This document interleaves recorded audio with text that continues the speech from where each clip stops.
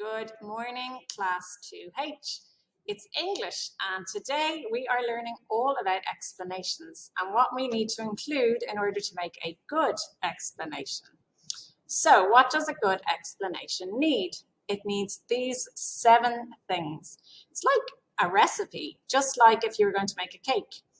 If you forgot one of the ingredients or one of the steps, it wouldn't taste quite as good as it could.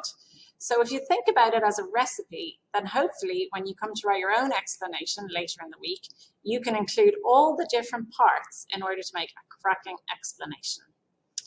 So here we go. Number 1 is a title, and quite often a title can be a question. So it could be a title that starts with how or why. For example, if I was going to write an explanation about the importance of wearing a helmet when cycling, my title could say something like, why do we need to wear a helmet when we ride a bike? Okay, number 2, we need to make sure we write in the present tense. And when we write in the present tense, it's the here and now. And that's something you practiced yesterday. So it's not already happened. It's not looking into the future. It's about something that's happening currently. If English isn't your first language, this can be a little bit tricky. So we just need to make sure our verbs are written in the present tense. So in this example, we would say biking or bikes rather than biked, or we'd say cycling or cycles rather than cycled. So number 3, we also need an opening statement, an opening sentence or two called an opening statement. And that's stating to the reader what your explanation is about.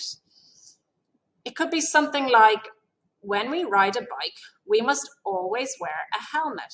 So we're making a statement. We know all about sentences that are statements in 2H. We practice these every week when we discuss our big talks. And we know it's very different to a question where we are requesting information. We are sure that we should wear a helmet, so we are giving that information to our reader. Number 4, we have explaining our ideas and adding in details, which can include expanded noun phrases if you want to make your writing that little bit better. And remember, we learned all about expanded noun phrases last week. When you're writing your explaining ideas, you are giving the different reasons for what we are explaining.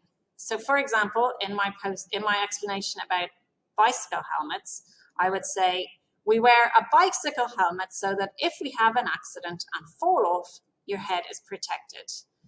I could start then my next sentence with, another reason we should wear a helmet every time we ride a bike is because it is the law in some countries. Then I could go on and say my 3rd reason or my 4th reason and then my final reason.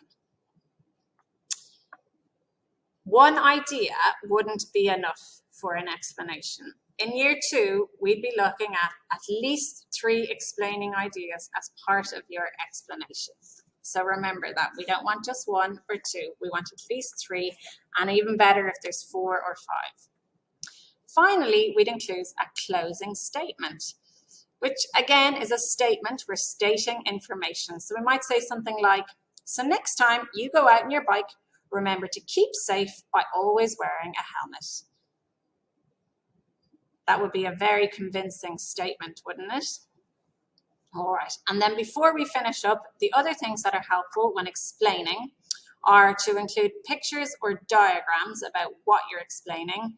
And within your explanation, because it's a non-fiction piece of writing, you would include technical vocabulary. That's words that are specific to this subject. So if I was writing an explanation about wearing a bicycle helmet, the words such as helmet and safety, they'd be example of words we don't use every day but are specific to this topic.